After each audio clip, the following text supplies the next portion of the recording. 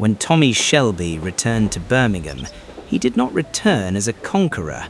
There were no crowds waiting, no banners, no applause, just smoke in the air, factories in the distance, and a city that did not care what you had survived. Birmingham had its own war, and it never ended. At the time, the Peaky blinders were not an empire. They were not even close. They controlled a few streets, a few betting shops, a few small operations that bigger men did not even notice, and that was exactly why they were still alive. Most men think power is about being seen. Tommy had learned in a very different place that the most dangerous things are rarely visible. In the war, the men who shouted the loudest died first.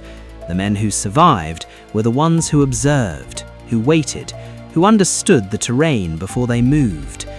Birmingham was just another battlefield, only here people wore suits instead of uniforms. At first, Tommy did not try to expand.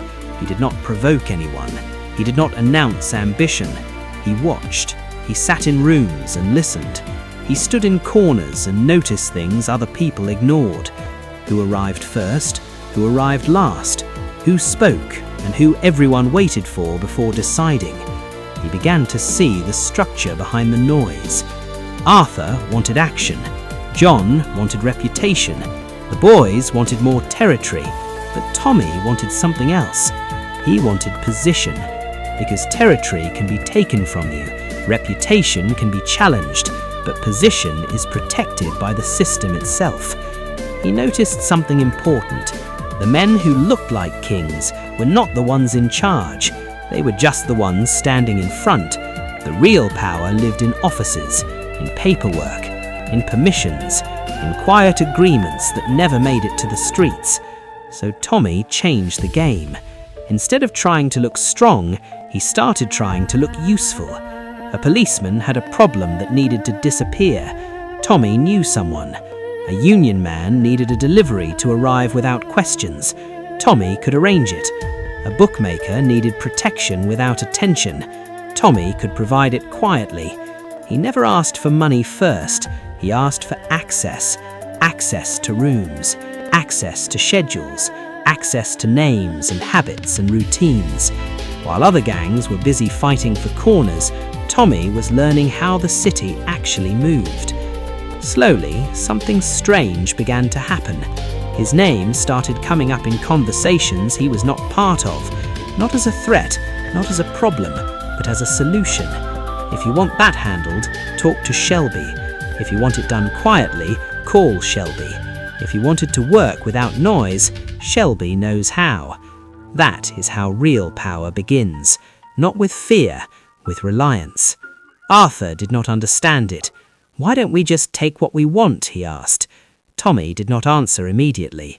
If you take something by force, you must defend it by force forever. But if people give you space because the system leans on you, then the system becomes your guard. He kept building invisible threads. One favor here, one problem solved there, one door opened, one file moved, one delay arranged.